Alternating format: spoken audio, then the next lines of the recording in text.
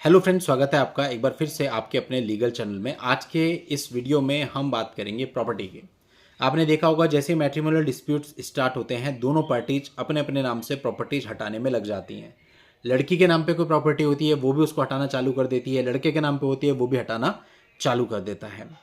अब दोस्तों, हटाने के तरीके क्या हैं? या तो आप सेल डीड करेंगे या आप गिफ्ट डीड करेंगे और प्रॉपर्टी की जो ओनरशिप है वो किसी और के नाम पे ट्रांसफर हो जाएगी।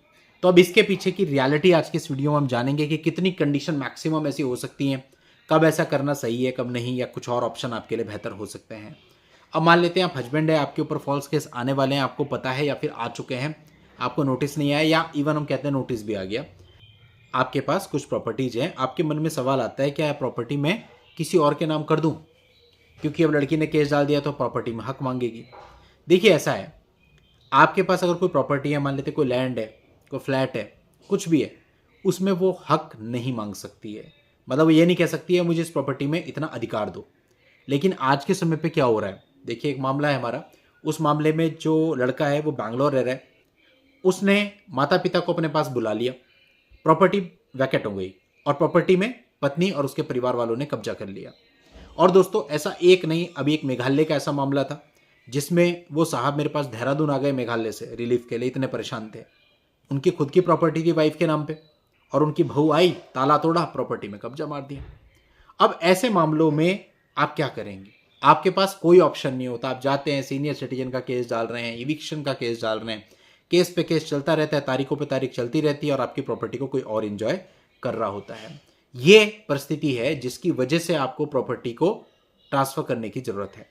यानी कि अगर आपके नाम पे प्रॉपर्टी है तो वो कभी भी इस प्रकार की हरकत कर सकती है। किसी ने उसको राय दे दी कि भाई तुम ऐसा कर लो, जब वो घर पे ना हो ताला तोड़ो, घर के अंदर घुस जाओ, उसके बाद निकलना मत, ना पुलिस निकाल सकती है ना कोई और।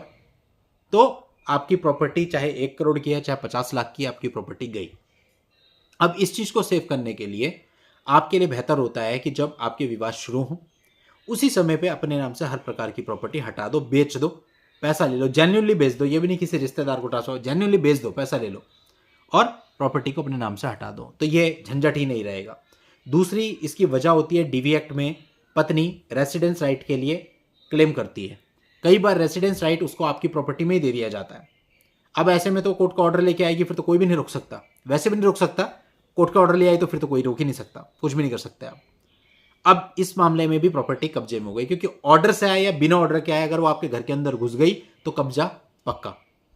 अब उसके बाद फिर बहुत परेशानी होगी और वो वहां पे रहती रहेगी। तो इस परिस्थिति से बचने के लिए आपके पास प्रॉपर्टी होनी ही नहीं चाहिए। अब क्वेश्चन आता है, क्या सिर्फ आपके पास या आपके माता पिता के पास भी? आपके माता पिता के पास भी, क्योंकि अगर वो घर वही है जो उसका मैट्रिमोनियल हाउस है तो उसमें भी उसका अधिकार है, तो डीवी एक्ट से वो वहां के लिए भी रेसिडेंस ऑर्डर ले सकती है।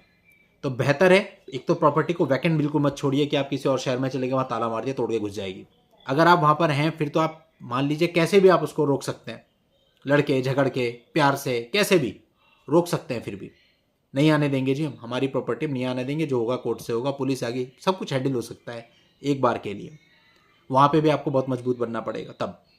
लेकिन अगर आप है ही नहीं, ताला लटका हुआ है, फिर तो बड़ा आसान है, किसी के लिए भी, घर वाले घर नहीं, हमें किसी का डर नहीं, ताला तोड़ो घुस जाओ अंदर। समझ रहे हो बात? तो इसलिए ताला वाला हिसाब तो रखना ही नहीं है। और रही प्रॉपर्टी की बात, तो कितने सारे माँ बाप ऐसे हैं जो आज अपने बच्चों के साथ रेंट पर रह रहे हैं, उनकी लाखों करोड़ रुपए की प्रॉपर्टी लड़की यानी पत्नी और उसके माता पिता या उसका बॉयफ्रेंड एंजॉय कर रहे हैं। तो इस परिस्थिति से बचने के लिए आपके पास प्रॉपर्टी तो होनी ही नहीं चाहिए। जड़ी खत्म कर दो, ना रहेगी प्रॉपर्टी, ना ये सब चीजें होंगी, रेंट पे रहो आराम से, और जब मामले खत्म हो जाएं उसके बाद पैसा आप ही का है, आप दूसरी प्रॉपर्टी ले लो। ये सबसे बेहतर ऑप्शन होता है।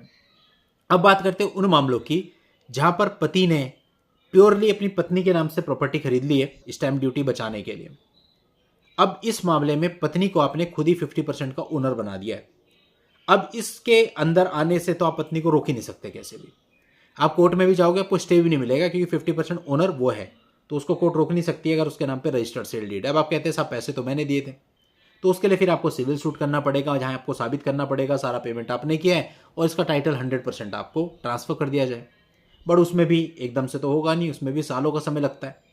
आप जा सकते हैं, जरूर जाना भी चाहिए, लेकिन ये मान के चलिए कि इमीडिएट रिलीफ उसमें भी नहीं मिलेगा। पत्नी आना चाहे तो बड़े आराम से आ सकती है और कोई गारंटी भी नहीं है कि ऐसा हो ही जाए। हो सकता है केस आपके फेवर में आए, हो सकता है अगेंस्ट हो जाए। क्लियर? तो इस परिस्थिति में भी आप फंस जाते हैं। अगर आपने उसके नाम पे आधी करा दी है तो आप ये समझ लीजिए कि 50% का ओनर आपने बना रखा है। अब आपको उन्हीं पछड़ों में पड़ना पड़ेगा अगर प्रॉपर्टी वापस चाहिए। अब आती है बात वो जहां पर आपने प्यार मोहब्बत में पूरी प्रॉपर्टी उसके नाम से खरीद दी। पैसा आपने दिया लेकिन प्रॉपर्टी वाइफ के नाम से खरीद दी। ऐसा सबके साथ होता है, मैक्सिमम लोगों के साथ होता है। ठीक, ऐसे में पत्नी अगर केस कर दे तो वो तो पूरी प्रॉपर्टी ही उसकी है, वो उसको बेच के निकल जाएगी, क्योंकि आपको एकदम से तो स्टे मिलेगा नहीं। रजिस्टर्ड सेल डीड उसके नाम पे, आप केस करोगे भी तो अब ऐसे में पत्नी क्या करती है, पूरी प्रॉपर्टी बेच देती है। जो भी पैसा आया पैसा ले लिया, आप करते रहो आप केस। तो ये परिस्थिति सबसे भयानक होती है। इसीलिए अगर आप विवाह में हैं तो आज के समय इस तरह की बेवकूफ़ी नहीं करनी चाहिए। अगर आप पैसा अर्न कर रहे हैं अपने नाम से खरीदिए। आजकल बस जो आपका है वही आपका है, बाकी कुछ आपका नहीं है। ठीक, तो एक परिस्थिति ये भी आती है। एक परिस्थिति आती है जहां पर आपने प्रॉपर्टी को जॉइंट खरीदा लेकिन वो किस्तों पे है, ईएमआई चल रही है उसकी। ऐसे में पत्नी ने कब्जा मार लिया। अब आप कहते हो साहब अगर मैं ईएमआई देना बंद कर दूं, तो अभी रिसेंटली एक जजमेंट भी आया है जिसमें यह कहा गया है कि डीवी एक्ट के अंदर पति को ईएमआई देने के लिए बाध्य नहीं किया जा सकता, और वैसे भी नहीं किया जा सकता। आपकी मर्जी, आप नहीं है पैसे तो नहीं दे रहा हूं, कैसे बाध्य कर लोगे आप? तो ऐसे में जो वो है आपकी प्रॉपर्टी वो सीज हो जाएगी। लेकिन ऐसे में भी जितना पैसा आपका जा चुका है वो आपका नुकसान ही है। तो इन शॉर्ट बात यह है कि जॉइंट वाला चक्कर तो किसी के साथ नहीं रखना चाहिए। भाई बहन पत्नी माँ बाप तक के साथ नहीं रखना चाहिए। इंडिविजुअल प्रॉपर्टी हमेशा होनी चाहिए, सही रहता है। अदरवाइज कोई भी प्रॉब्लम किसी भी तरह की आ सकती है। अब कई बार होता है माँ बाप के नाम से जॉइंट करा लेते हैं, माता या पिता के में से किसी के साथ मिसहैपनिंग हो गई, फिर दिक्कत पड़ती है। तो इसलिए ऐसा नहीं करना चाहिए। प्रॉपर्टी जो भी ले रहा है ना, अगर पिता खरीदने केवल अपने नाम पे खरीदें। मतलब मैं यही सजेस्ट करता हूँ कि केवल अपने नाम पे। अब हम भी कोई प्रॉपर्टी खरीदते तो केवल अपने नाम पे, या सोल मेरे नाम पे होगी या सोल मेरी वाइफ के नाम पे होगी, लेकिन जॉइंट वॉइंट में कभी नहीं लिया आज तक, नहीं लेनी चाहिए। अब बात आती है कि क्या आपकी प्रॉपर्टी या आपके माता पिता की प्रॉपर्टी में कोई राइट, किसी प्रकार का राइट वो कानूनन प्राप्त कर सकती है? नहीं प्राप्त कर सकती है। पत्नी को पति की प्रॉपर्टी में केवल तभी राइट होता है जब पति की मृत्यु हो जाए, उसके बाद वो उसकी प्रॉपर्टी में राइट क्लेम कर सकती है, अदरवाइज नहीं कर सकती। तो अब खैर उतना एक्सट्रीम नहीं जाते हैं, बट फिर भी अब आप समझना चाहिए आपको इस बात से कि प्रॉपर्टी रखनी नहीं चाहिए, ये कलेश की जड़ बन सकती है। तो अगर वैवाहिक विवाद चल रहे हैं, प्रॉपर्टी मत रखो, ये एकमात्र सॉल्यूशन है हर चीज़ का। चलिए दोस्तों, आज के इस वीडियो में इतना ही। नेक्स्ट वीडियो में नई जानकारी के साथ मैं आपसे फिर मिलूंगा। तब तक के लिए good bye and thank you for watching. Take care.